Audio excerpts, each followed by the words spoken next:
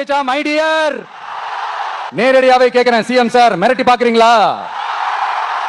கொள்கைய சும்மா பேருக்கு மட்டும் வச்சுக்கிட்டு குடும்பத்தை வச்சு கொள்ளையடிக்கிற உங்களுக்கே இவ்வளவு இருந்தா, சொந்தமா சொந்தமா உழைச்சி சம்பாதிச்ச எனக்கு எவ்வளவு இருக்கும்?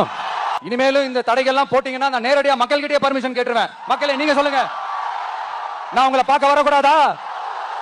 நான் உங்களோட பேசக்கூடாதா? உங்க குறைகளை நான் கேட்க கூடாதா? உங்களுக்காக நான் குரல் கொடுக்க கூடாதா? அந்த இடத்துல பர்மிஷன் இல்ல, இந்த இடத்துல பர்மிஷன் இல்ல. ஆனா அதுக்கான காரணங்கள்லாம் நீங்க கேட்டீங்கன்னா சொத்தையான காரணமா இருக்கும். அங்க பேசக்கூடாது, இங்க பேசக்கூடாது, 5 நிமிஷம் தான் பேசணும், 10 நிமிஷம் தான் பேசணும். நான் பேசுறதே 3 நிமிஷம் தான். அதுலயும் அது பேசக்கூடாது, இதை பேசக்கூடாதுன்னு சொன்னா அப்புறம் தான் எதை தயார் பேசுறது?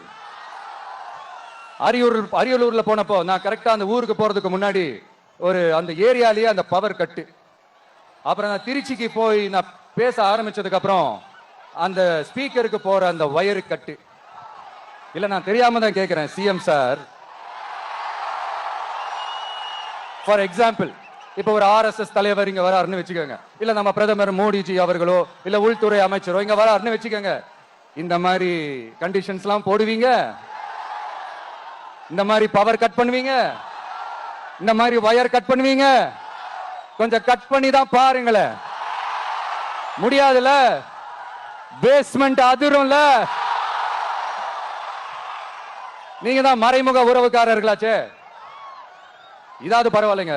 இதை தாண்டி ஒரு ரூல் ஒண்ணு போட்டாங்க, பஸ்ஸுக்குள்ளேயே இருக்கணுமா, பஸ் விட்டு வெளியில வரக்கூடாதா, கையை இவ்வளவுதான் தூக்கணுமா, இப்படியே வரணுமா, மக்களை பார்த்து சிரிக்காத, மக்களை பார்த்து கையசைக்காத, இப்படி எல்லாம். ஐயோ, நானும் என்னவோ ஏதோ நினைச்சேங்க. செம காமெடியா இருக்குங்க. I am just enjoying like anything. நேரடியாவே கேட்கிறேன், சிஎம் சார் மிரட்டி பாக்குறீங்களா? அதுக்கு இந்த விஜய் ஆள் இல்ல சார், அதுக்கு நாம ஆள் இல்ல சார். என்ன செஞ்சிருவீங்க? மேக்சிமம் கொள்கைய சும்மா பேருக்கு மட்டும் வச்சுக்கிட்டு குடும்பத்தை வச்சு கொள்ளையடிக்கிற உங்களுக்கே இவ்வளவு இருந்தா, சொந்தமா சொந்தமா உழைச்சி சம்பாதிச்ச எனக்கு எவ்வளவு இருக்கும்? என்ன நாங்க பெருசா கேட்டுட்டோம்? மக்கள் வந்து நிம்மதியா ஃப்ரீயா நின்னு பாக்குறதுக்கு ஒரு இடம், அதை நாங்க தேர்வு செஞ்சு அதுக்கு பர்மிஷன் கேட்கிறோம். ஆனா நீங்க என்ன பண்றீங்க? அந்த இடத்தையெல்லாம் விட்டுட்டு நெருக்கடியோட, மக்கள் நெருக்கடியோட எங்கெல்லாம் நிப்பாங்களோ அந்த இடமா பார்த்து செலக்ட் பண்ணி தரீங்க. உங்க எண்ணம் தான் என்ன சார்? நான் அவங்கள பார்க்க கூடாது, அவங்களோட பேசக்கூடாது, அவங்க குறைகளை கேட்க கூடாது, அவங்களுக்காக குரல் கொடுக்க கூடாது, என்னதான் சார் உங்க எண்ணம்? சரிங்க சார், ஒரு அரசியல் தலைவன் அப்படின்றதெல்லாம் மறந்துருங்க. ஒரு சாதாரண ஒரு தமிழ்நாட்டு மண்ணோட ஒரு மகனா, ஒரு நம்ம தமிழ் மக்களுடைய ஒரு சொந்தக்காரனா, என் மக்களை, என் குடும்பத்தை, என் சொந்தங்களை நான் பார்க்க போனா என்ன பண்ணுவீங்க? அப்பவும் தடை போடுவீங்களா? வேணாம் சார். இந்த அடுக்குமுறை, இந்த அராஜக அரசியல் வேணாம் சார். நாம ஒண்ணு இங்க தனியால் இல்லைங்க சார், மாபெரும் மக்கள் சக்தியோட பிரதிநிதிங்க சார், மாபெரும் பெண்கள் சக்தியோட சகோதரன் சார், மாபெரும் இளைஞர் இயக்கமா இருக்கிறோம் சார். மறுபடியும் சொல்றேன், 2026 ரெண்டு பேருக்கு நடுவுல தான் போட்டியே. ஒண்ணு இன்னொன்னு இந்த பூச்சாண்டி வேலையெல்லாம் காட்டுறதை விட்டுட்டு தில்லா கெத்தா நேர்மையா எலெக்ஷனை சந்திக்க வாங்க சார். பாத்துடலாம் சார். கொள்கைய பேருக்கு மட்டும் வச்சுக்கிட்டு குடும்பத்தை வச்சு தமிழ்நாட்டை கொள்ளையடிக்கிற நீங்களா, இல்ல தமிழ்நாட்டில் இருக்கிற ஒவ்வொரு வீட்டுக்குள்ளேயும் ஒருத்தனா இருக்கிற நானா, இந்த விஜயா? பாத்துடலாம் சார்.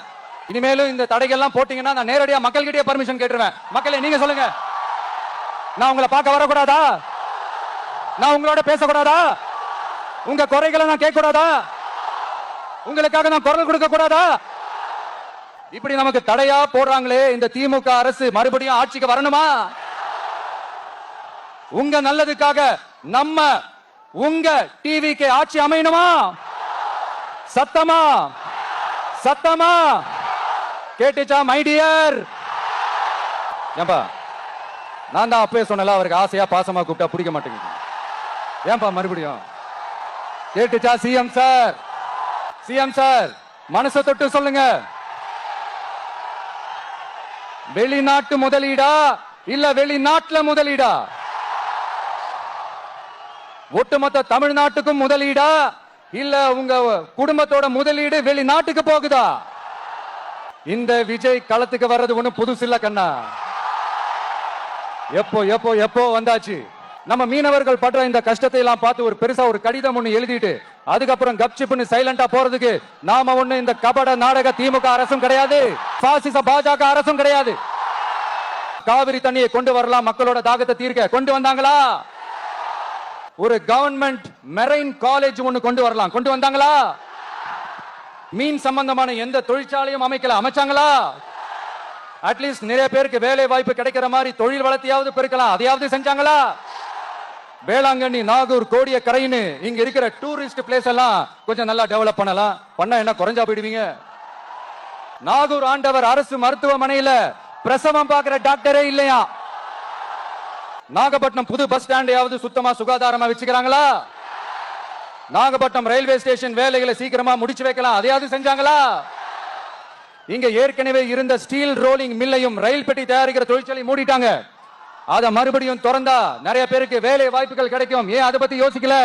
மேலக்கோட்டை வாசல் NH மேம்பாலம் கட்டி 50 வருஷம் ஆச்சு, அது சரியா மேம்படுத்தலாம், அதை செஞ்சாங்களா? Thanjavur to Nagapattinam NH road வேலை பல வருஷமா நடக்குது, இன்னும் முடிச்ச பாடே காணும், அதை வேகப்படுத்தி முடிச்சிருக்கலாம், அதையாவது செஞ்சாங்களா? ரொம்ப முக்கியமா நெல்லு மூட்டை எல்லாம் மழை காலத்துல வெள்ளத்துல நனைஞ்சு நம்ம விவசாயிங்க எவ்வளவு வேதனைப்படுறாங்க, அதுக்கு சரியான ஒரு குடவுன் கட்டி தரலாம், அதையாவது கட்டி தந்தாங்களா? எலெக்ஷனுக்கு முன்னாடி திமுக காரங்க வந்து செய்வோம் செய்வோம் செய்வோம் செய்வோம்னு சொன்னாங்களே, செஞ்சாங்களா? இதெல்லாம் எதுவுமே செய்யாம எல்லாத்தையும் செஞ்ச மாதிரியே அதையும் பெரியமையா வேற சொல்லுவாங்க. அது என்னப்பா சனிக்கிழமை சனிக்கிழமை சனிக்கிழமை அப்படின்னு ஒண்ணு ஸ்டார்ட் ஆச்சு. அது ஒண்ணு இல்ல, உங்க எல்லாரையும் வந்து பார்க்கும்போது உங்களுக்கு எந்த விதமான டிஸ்டர்பன்ஸும் இருந்துடக்கூடாது, முக்கியமா உங்களுடைய வேலைகளுக்கு எந்த விதமான டிஸ்டர்பன்ஸும் இருந்துடக்கூடாது அப்படின்ற ஒரே காரணத்துக்காக தான் இப்படி வீக்கெண்டா பார்த்து இப்படி இந்த பிளானை ஷெட்யூல் பண்ணோம். லீவு நாட்கள்ல ஓய்வு நாட்கள்ல வரணும்ன்றதா அந்த எண்ணமே. அது மட்டும் இல்ல, அரசியல்ல சில பேருக்கு நம்ம ஓய்வும் கொடுக்கணும் இல்லையா? கான்பிடென்டா இருங்க, நல்லதே நடக்கும், வெற்றி நிச்சயம். மீண்டும் சந்திக்கும் வரை நன்றி, வணக்கம்.